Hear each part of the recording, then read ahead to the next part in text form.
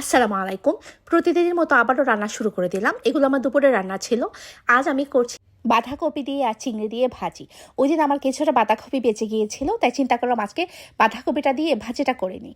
এখানে দেখতে পাচ্ছেন আমি কিছুটা ছোট ছোট চিংড়িগুলো ছিল, চিংড়িটা ভাজি করে নিচ্ছি। প্রথমে চিংড়িগুলো দিয়ে দিলাম তেলের মধ্যে, তারপরে একটু হলুদ আর লবণ দিয়ে আমি কিছুক্ষণ ভেজে নিয়েছি। খুব বেশিক্ষণ ভাজবো না, কারণ চিংড়িটা বেশিক্ষণ ভাজলে আবার রাবারে হয়ে যায়। তারপরে এগুলো আমি তুলে নিয়েছি। এখন প্যানের মধ্যে আরও কিছুটা তেল দিয়ে দিলাম পেঁয়াজ কুচি। পেঁয়াজ কুচি আপনারা আপনাদের আন্দাজ মতোই দিয়ে দেবেন। এই ধরুন আমি 1 কাপ পরিমাণ দিয়ে দিলাম আর কি। আর ভাজের মধ্যে পেঁয়াজ কুচিটা হলে কিন্তু খেতে ভালো লাগে আর কি।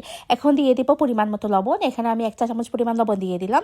তারপর আমি আবার ভেজে নেব। দিয়ে দিচ্ছি কিছুটা পরিমাণ কাঁচামরিচ ফালি। এগুলোকে কাঁচামরিচ ফালি করে রেখেছিলাম, এখন আমি দিয়ে দিচ্ছি। এগুলো পরিমাণ মতো দিয়ে দেবেন। দিয়ে দিব 1 চা চামচ পরিমাণ হলুদের গুঁড়ো। আর কোনো মশলাই আমি এখানে দেবো না, যেহেতু ভাজির মধ্যে কিন্তু জাস্ট হলুদই ভালো লাগে আর কি খেতে।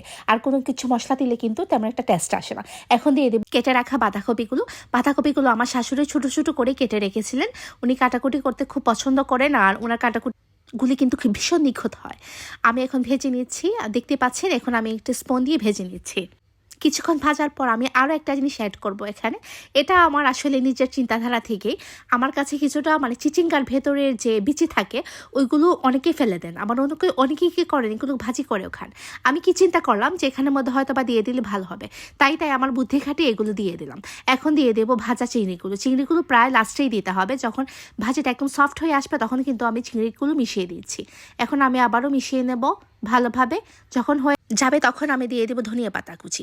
আর ধনিয়া পাতা না দিলে কিন্তু দেখতেও ভালো লাগে না, খেতেও ভালো লাগে না। হয়ে এলো আমার বাঁধাকপি আর চিংড়ি দিয়ে ভাজি। এটা খেতে কি যে দারুণ হয়েছিল সেটা বলার মতো না।